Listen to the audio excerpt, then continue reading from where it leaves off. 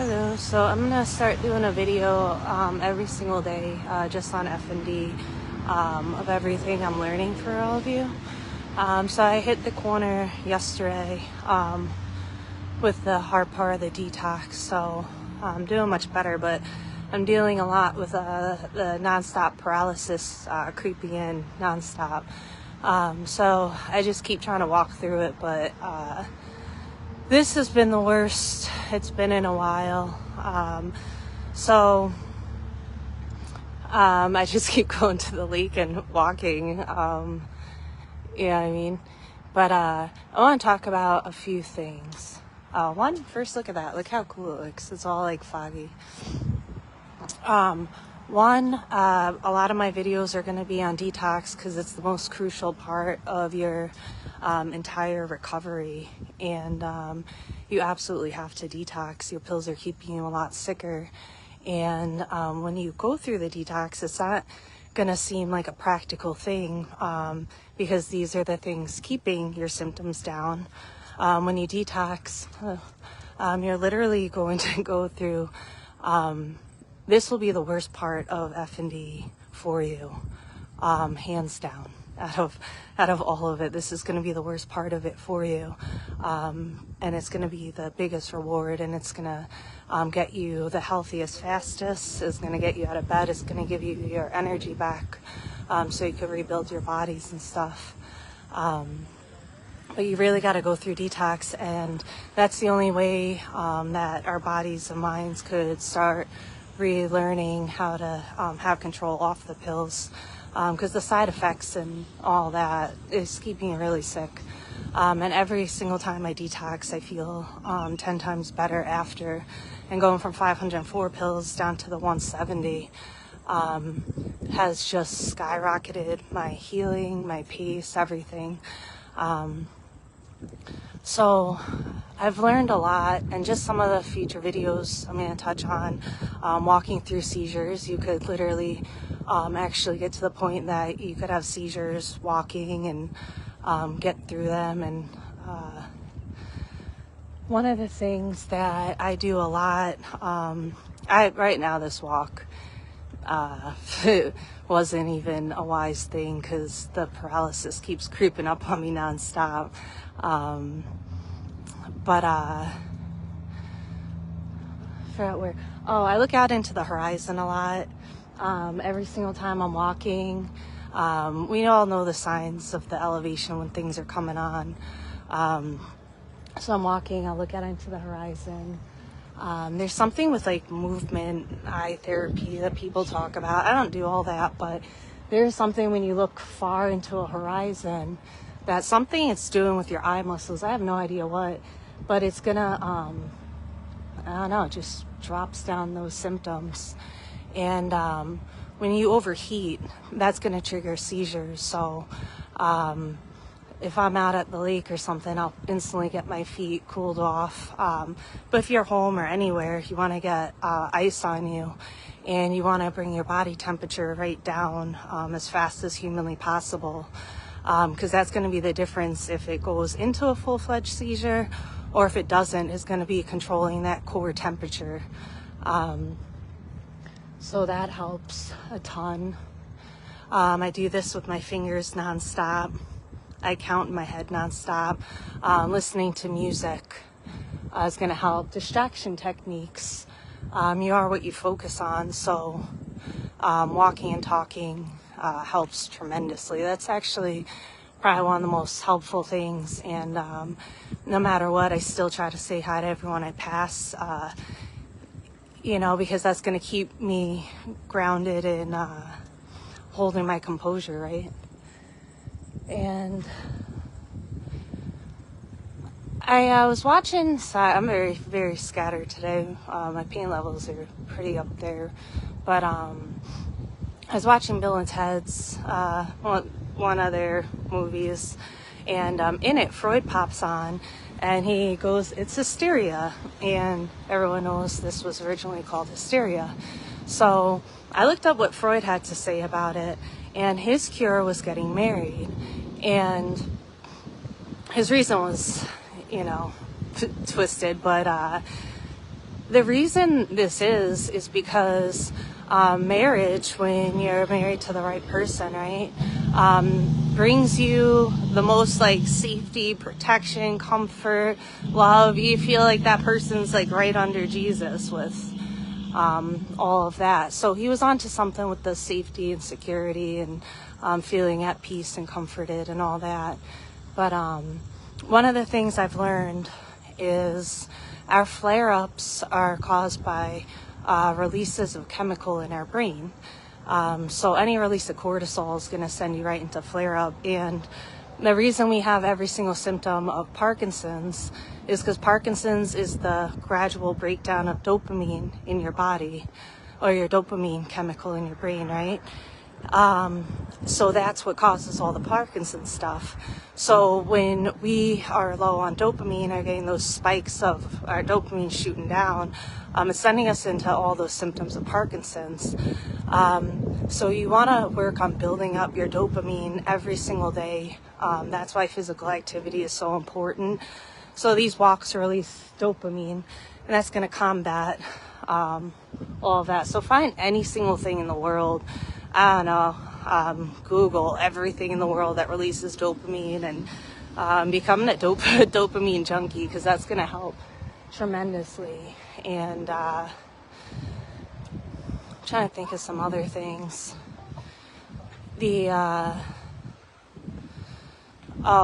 Dressing for the weather is so important. You gotta be really, really, really, really warm in the winter, because that warmness, you're gonna need that. So get a lot of warm clothes, layer, and that's gonna help alleviate some of the pain. Ankle braces, I wear those.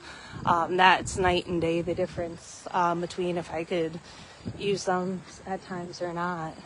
But some of the other things that I've been really able to learn to work through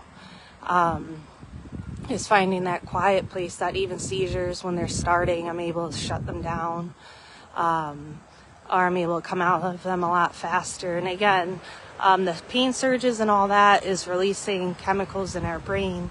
So once we could bring down that chemical, so really what you want to focus on is getting yourself to control the chemical release in your brain to stay out of flare-up. So some people call it meditation. I could never meditate a day of my life. But now I call it my still time with Jesus, and that's my heart, soul, mind, everything in alignment with his promises, what he wants from me, all of that, right? And in this place, I'm able to actually slow down my heart rate, and get it to the point like when your heart starts pounding out of your chest and that your heart goes into spasm quite a bit.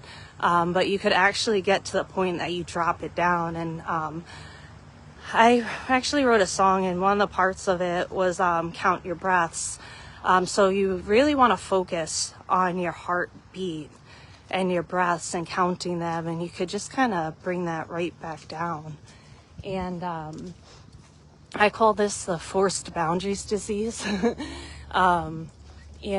because you just always got to keep yourself feeling very respected, very safe. And I keep saying the safe word, and people are like, what does it mean, right? Because people think of safety like you only get scared if you feel in danger. So why are we so focused on how we keep making ourselves feel safe, right?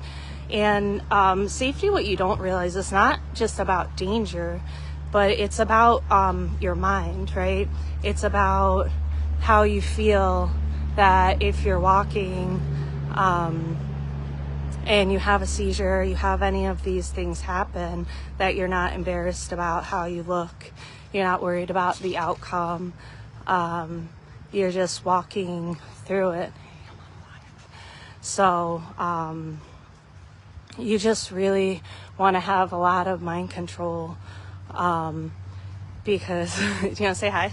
Hi. That's Tim. I always talk about him. I'm posting a wheel later with some pictures. You're gonna like one of them. Okay, good. I know so. Thank you. So yeah, so back to the safety. So you don't, if you're worried about what people are gonna think, how you're gonna look, being embarrassed, all that, it's creating those chemicals, the same fight or flight. So safety, you got to think about it not in the term of do I feel in danger, but that fight or flight response. So anything that's causing that fight response is unsafety, right? And that could literally just be you're worried, I don't know, someone coming to talk to you because you can't speak at that moment or whatever, or how you look or whatever.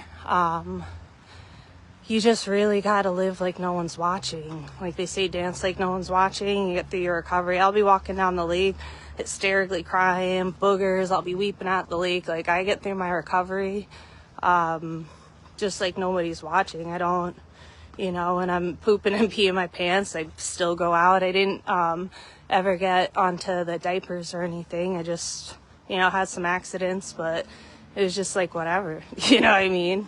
Whatever, man. If someone's gonna be like, haha, you pooped your pants, I'm gonna be like, I'd rather be sick than have a heart that makes fun of people with chronic illness pooping their pants. Like, that's not cool. I'm a lot healthier than you guys, and anyone that's gonna talk smack. Nature is huge. You want to be in nature as much as possible. You want to do something called grounding as much as humanly possible. Every single moment I'm at the lake, I take off my socks and shoes.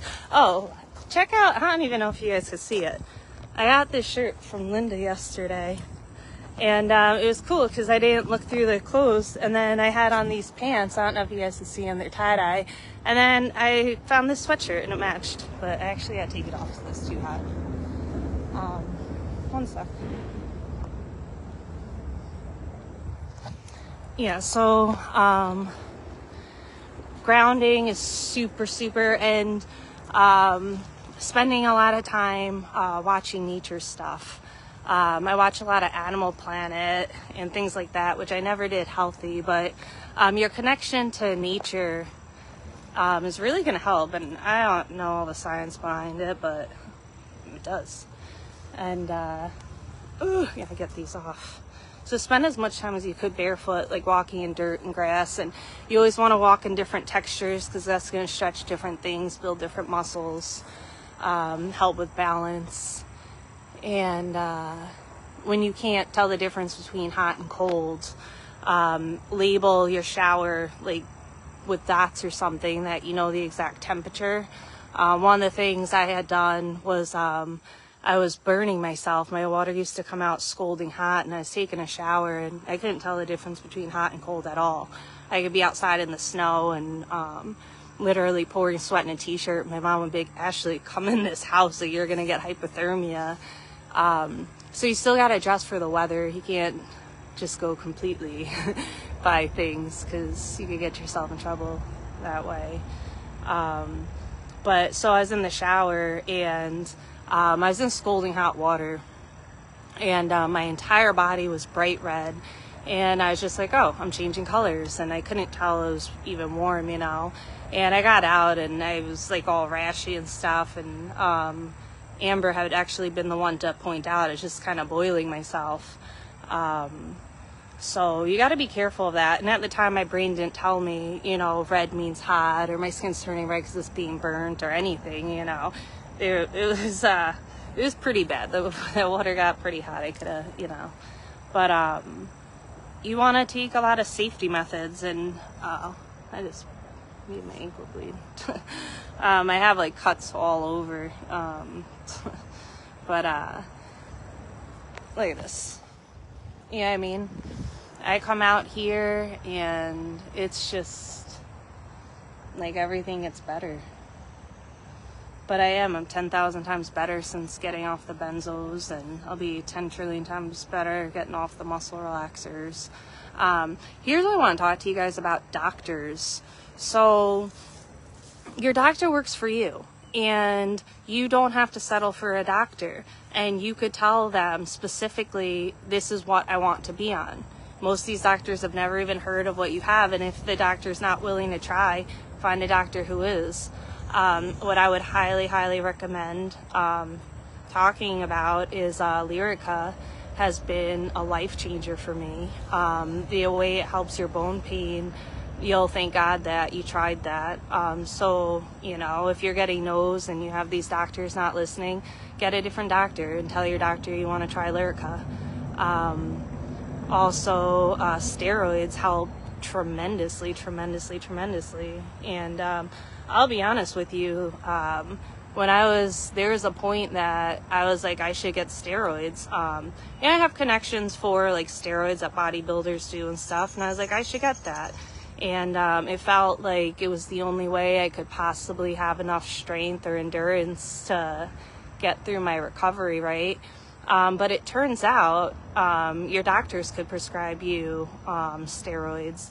And those are going to help astronomically. I mean, that I can't even tell you how bad you want to talk to your doctor about getting on steroids. The way everything, it makes everything 10,000 times better. Your pain, everything. I mean, you can't even imagine. But again, these are, things that you just want to do short term for your recovery. Try to get on the steroids and keep finding a doctor that will listen and do the right thing by you. And then, take them for, 6 months or a year to build up your body, get that recovery, and then you're going to have to detox from them. But at this point, it is what it is. But between the Lyrica and steroids, if you could get on those two things and off the things that they're putting you on, and don't go on antidepressants. They're pushing antidepressants, they're pushing all this stuff. It's all like countering, and it's actually really, really bad for you. You want to be on as little as possible and just stuff for recovery, like the Lyrica, so you could get out of that bone pain enough to rebuild your body, and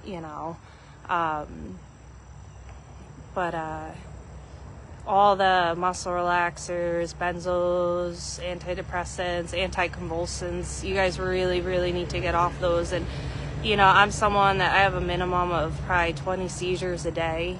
There's days, it's every 15 minutes, every 30 minutes, that could last for weeks, but pretty much every single day. It's very, very, very rare. Actually, I don't even know there's been a couple days I haven't had a seizure, but it's super rare. So you're like, why would you get off anticonvulsants?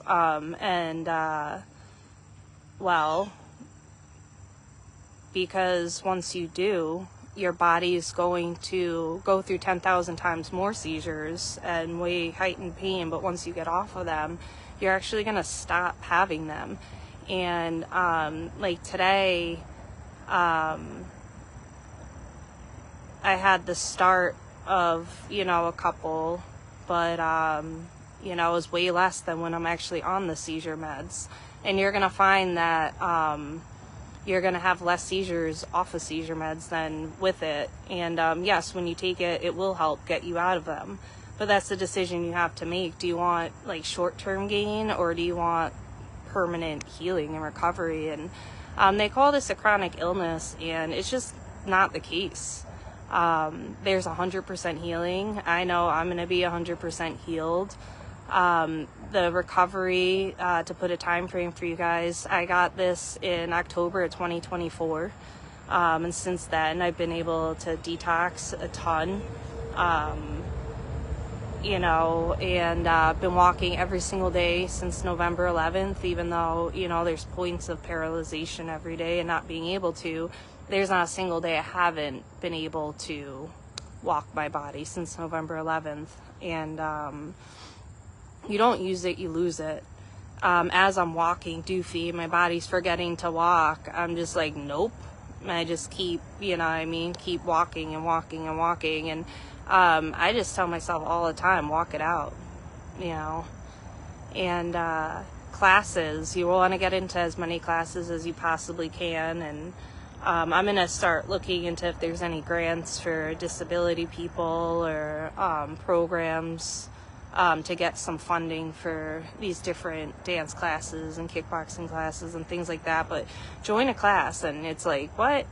But there's a ice skater with F&D. She's a famous one. I don't know her name. And she's back skating, doing Olympics competitions and stuff. You know what I mean? She still, you know, has some things she struggles with, but if you push your body and say it will, it will. But if you say it won't, it sure the hell won't, you know. You can't fall into thinking this is forever or fearing the future with this. You gotta just press in, and you're gonna realize that this is gonna be one of the greatest blessings of your entire life, and that's a promise. If you have F&D, it's literally going to turn out to be one of the greatest blessings of your entire life. For me, it has been, it continues to be, and I would never, ever, ever take it back. But if you let this experience be a journey with Jesus and just the things that he's going to do and the way you're going to feel and the way it's going to change your life is all 10 trillion times for the better. I'm gonna face this way so you guys could enjoy the water. Oh man, now I can't. Okay. Oh well.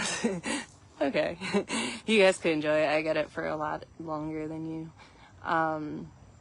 But it's all gonna be good. It's gonna be great. You really gotta praise through this and realize, you know, some storms come to clear your path, and this is 1,000% one of those storms that come to clear your path. And you know, if you let it, it will rebuild you to the best life you've ever could have fathomed. All your dreams will come true, all the desires of your heart, like you'll walk right into your destiny. I can't just express enough what a true blessing it really is to walk through this. And you really have to just see it for that and understand that it's that. And man, the way your heart is going to change, the way you're going to change.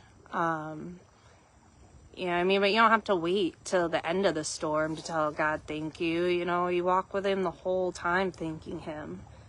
And it's been amazing, you know.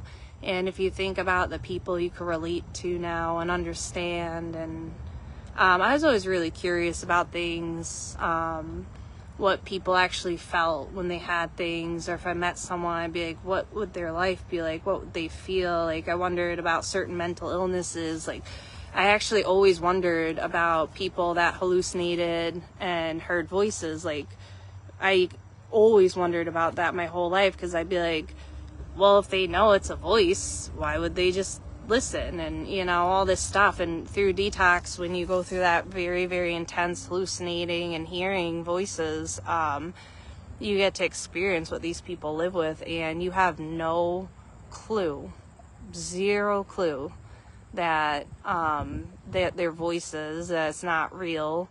You 100%. I sat there for 2 days sitting up straight in my bed, talking out loud with Adam next to me in the room, and I had no idea. But for me, I spent this time that there were hundreds and hundreds and hundreds of people coming to me one by one, just, you know, coming and talking to me, and I was having the most wonderful conversations and learning and meeting all these people, and I had no idea it was fake. It was as real as sitting talking to anyone. You see them as real as you see a regular person. There's no anything in your mind that tells you it's fake. You don't hear them in your head. You hear them like they're talking to you externally to you. It's 100% real. You have no idea. You know, when I came through, I was just like, oh. And it was honestly, that was a very pleasant experience for me. I don't even know what it was. I felt like, for me, that it was this amazing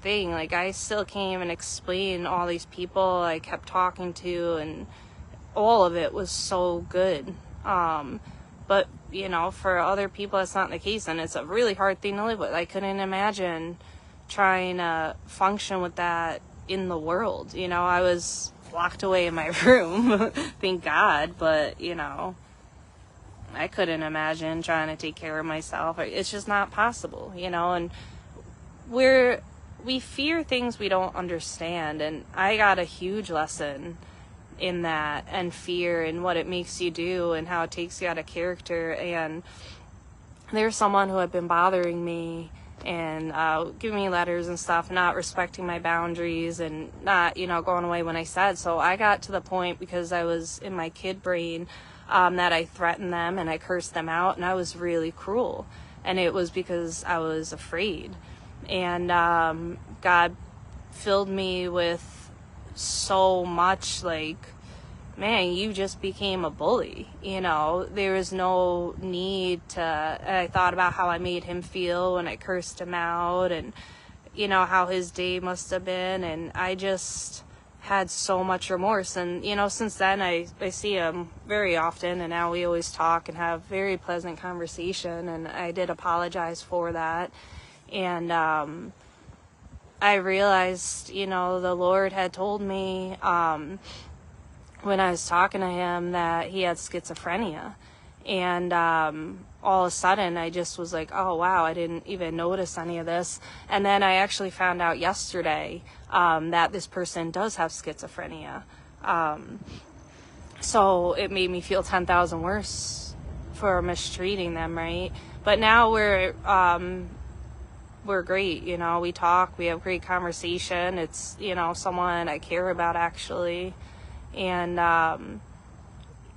that experience just taught me what fear could do, and how fear could make you violent and mean and hurt others. And that was, you know, and we feel justified, right? I felt justified. He wasn't listening. He's not going away. I said it over and over nice. So I felt justified in yelling and cursing, right? And I wasn't justified at all. You're never justified. Even if somebody does wrong to you, you do wrong back, or if they're mistreating you, mistreating them back, or acting out of fear, like, you know what I mean? It's never justified.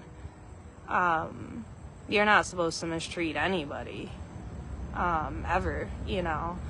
So I'm thankful that I got the chance to see him again and apologize, and it made my heart feel really good, and it was a great lesson for me, and it just gave me a lot more compassion and understanding of even people's behaviors. And, you know, again, people are afraid of what they don't understand. So with his behavior from the schizophrenia, you know, it stirred up some emotion because I didn't have that understanding. And then I was like, wait, when I realized it was that, I was like, no, I have 100% understanding of schizophrenia, 1000% from experiencing those symptoms of it. And now my heart's just filled with compassion for him. And you know, God will show you, man. He'll show you real quick when you do something wrong. And this morning, you know, I was a horrible mom. I feel like anyone that, you know, saw my exhibit of parenting this morning would have been like, God damn, you know. It was bad. And then I spoke to my mom, I spoke to Adam, and, you know, then I went back and talked to my daughter and, you know, apologized for, you know, my lack of patience and my lack of compassion and stuff. And we ended up having a beautiful conversation, but I handled it horrible at first.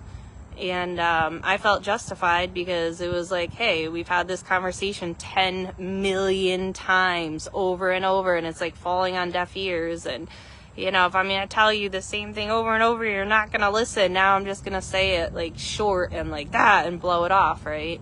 So I felt justified in just being short-tempered and not loving and encouraging and supportive at all, you know.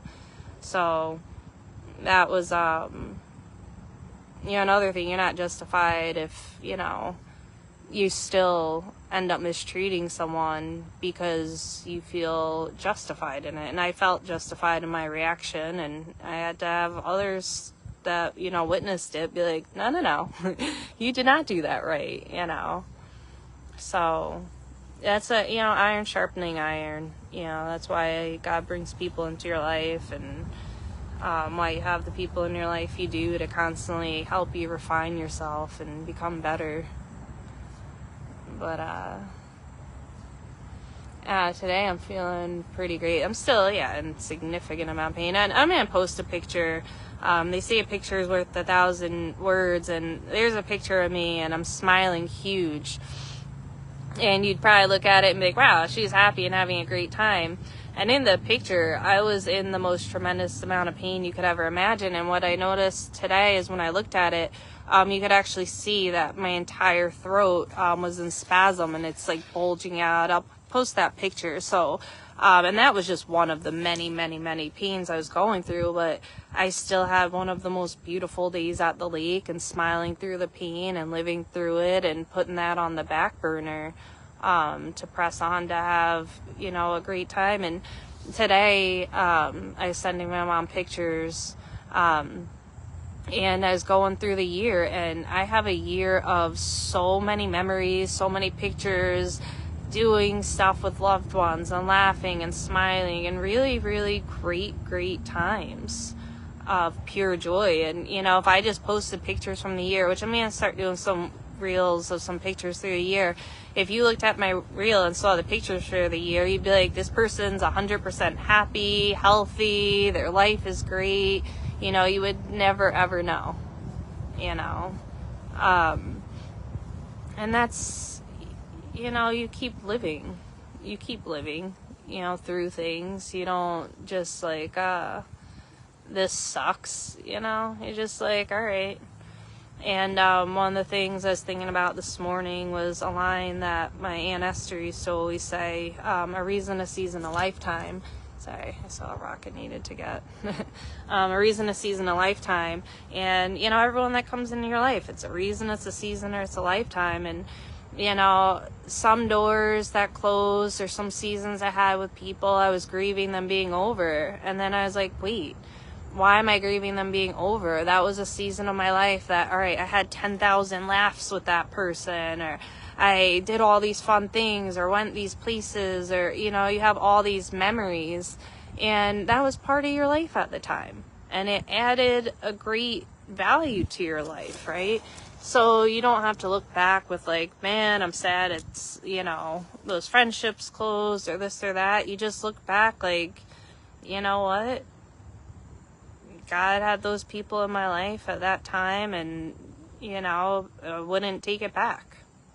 Imagine those points of your life without those people in it. So even if they're not in your life now, if they weren't in it when they were in it, your life would have been way worse than just the acceptance of letting God close doors. Because God's going to close a lot of doors. He's going to open a lot of doors. And when God closes a door, you don't knock. You're just like, all right, because every closed door is as much of a blessing as every open door. And closed doors are for our protection. You don't hear the conversations God hears. You don't know the hearts. You don't know. You know what I mean? There could be people that, you think are friends, and they have jealousy issues, or this or that. Like, there's all different things that God sees a person's heart. They could be people smiling in your face and talking bad about you. Like, you don't know. But if you know that everyone in my life, it's through divine connection, and who's meant to be in it and who's not isn't. And that's like some things you guys are gonna see. All of you are gonna go through the loss of a lot of relationships, and you could grieve it, and you do grieve it, but ultimately you also just gotta thank God. Hey, thank you that I had them when I did, and thank you for those times of happiness and joy, and you're gonna keep filling my cup, and God never takes anything without replacing it with better. If a door closes, it's meant to close, and what's coming next is gonna be a lot better. So even how you all lost your finances just means that they're gonna get any better. And I know I'm gonna make way more money because now than I would have if I stayed employed and stuff. Way more, because whatever I would have made in the natural, it's like nothing compared to what God's gonna do. And then also fill it with purpose and joy and the right people to be around, and what's gonna fulfill my heart, what I could have never chosen for me. And I haven't gotten any rocks yet. This is the least distracted I think I've ever been on a video. As I say it while I'm starting to get the itch for rock finding. So every day, I'll keep doing videos for F&D, and it's literally like, you're fine. You know what I mean? You're just on this walk and you'll be good. You'll be great. So don't even, dive in, embrace it, walk through it. I promise, like, you're just going to be like, wow, thank you, God. You're literally going to be thanking him that you got this. I promise you that. And, keep pressing on, keep doing the hard things, keep making the hard decisions, keep advocating for yourself and others, and share everything you learn with each other. It should be like the no man left behind thing, that when you go through a storm, you just pull up everybody else that is in that storm with you, because all too well that they're living with. So it's like, you don't want to leave people like you behind, knowing like what they live with. No, you just keep being encouragement to one another. And a lot of people just keep posting about their symptoms and what they're going through, and venting that way. But don't focus on that. Focus on, what is God teaching me? What am I learning? What is he refining? You're in the fire, you're swimming through the lava, and it's an opportunity not a lot of people get in life, to just be fully submerged in change and overtaking in every bit of your being by God. Fully wiped clean, fresh slate. I call it being raised by Jesus. Everything I'm learning now is through him. I'm starting to remember how to cook again. But it's just, it's your second chance to just do life right now. In all the ways. Right with all your relationships. Right with work. Right with your home. Right with everything. Right with your soul and your destiny. Like, right within yourself. Because life, who you are as a kid and teenager, that's when you just unapologetically yourself. And then life changes you. It dulls your sparkle. It does all sorts of things. Life,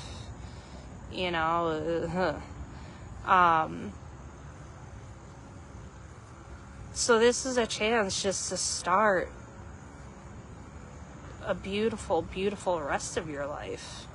Just a complete overtaking of having peace you've never experienced, having gratitude, having compassion, empathy. Like, these are things that it doesn't sound like, oh, those are all great things to get. Like, I don't need those, or where's the reward and feeling more empathy, more compassion.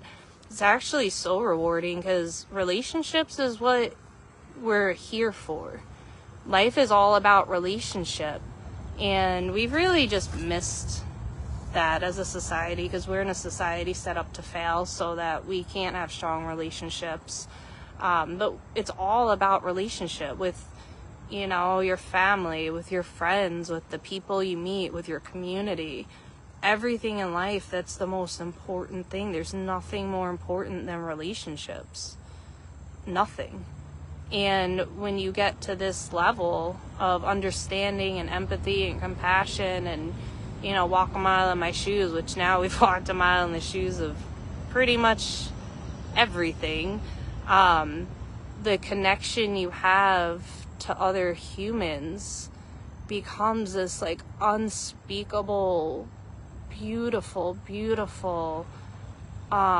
rewarding, man, it just fills you in a way that you can't even imagine. Like strangers, you'll feel their situation so much, you'll cry for strangers, you'll smile with them, like you'll pass people that are having happy moments and your heart just fills up, like you just become happy about everything happy around you, no matter what your circumstances, and there's no more comparing. You don't ever compare yourself to anyone, or they're better, they're worth it. It's just, we're all individuals, and being authentic is super, super, super important. So important. Individuality. That's why God's like, I knit you in the womb, this and that. Like, he made every single human in the world completely, completely unique so that we could be that unique person. And there's a quote, I'm going to do a whole video on it, so I'm not going to get into it. But basically, like, part of it, and I'm paraphrasing, I'm not even quoting it, is just about how, like, when you're unapologetically yourself, it gives other people around you freedom to be themselves. And I end up having a lot of rocks, too, that I collect, are rocks that have been given from me from a lot of different kids I've met at the lake. They see me collecting rocks, and they all start handing me rocks. And, even adults that I've seen at the lake will start handing me rocks. So even when I make these projects, like, it's so many memories with so many strangers that were just beautiful days, And I think the kids know I'm a kid, because they just walk up to me and just start talking to me like they've known me forever, like I'm one of the kids, and they all try to hang out with me. So I think they literally know. My brain's like, they're identifying it, right? Kids have a lot more discernment and a lot of spiritual giftings. They haven't been all jaded by life. And one of the other things, because Dante and Viana, my little sister and son, they're like the two most popular kids in all of school. Any single person their age, I'm like, my son and sister, and of course everyone does. So I'm like, I'm the mom and sister, So I started talking to that too. And it's just been really great too. I meet so many people at the lake. I guess actually almost everyone I meet is just through walking in town, and pretty a big thing. And this little thing, it looks like a little piece of lava.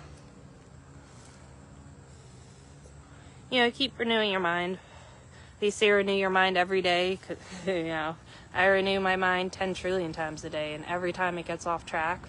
And one of the nice things about this disorder or whatever is that the second you have any stress or worry, your body instantly, that single second, responds.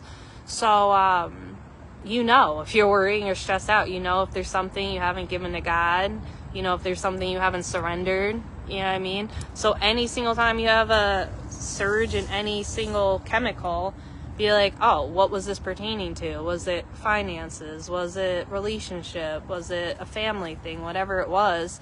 And then you're like, oh, well, I'm not aligned with God in that, and then come into alignment. And he'll show you. There's never like, well, how do I do that? You don't actually know how to do anything. You're not actually doing it. This is the last thing I'm going to say, and then I'm going to go enjoy. Maybe I kind of forgot, but it's something I kept thinking about today that was so important. It was a cool thought, but it'll come back to me. I'll end up doing a video on it. But I would encourage everyone with FND to start doing live videos on your Facebook, so your family and friends can understand what you're going through, and so other people in the community of FND, look how pretty this one is. Other people in the community of FND could learn and get tips and pointers and support each other as much as you can, and everyone could get through it, and then everyone could get through it together and just keep you know, changing the medical community to get some of these steps implemented into the medical world so it gets out there. But I want to talk to the entire world with F&D, and that's my goal. And I'm not going to stop till I achieve it, you know.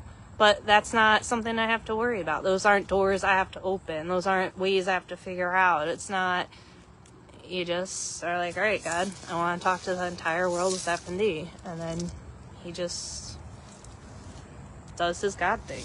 And you just walk through it. As long as you're saying yes to everything, he'll just keep taking you through. So you don't even have to figure stuff out. With being guided, it's literally like you're not guessing. There's no confusion. There's no which way, yes or no. Is this you? Is it not? It's just complete clarity. Complete peace.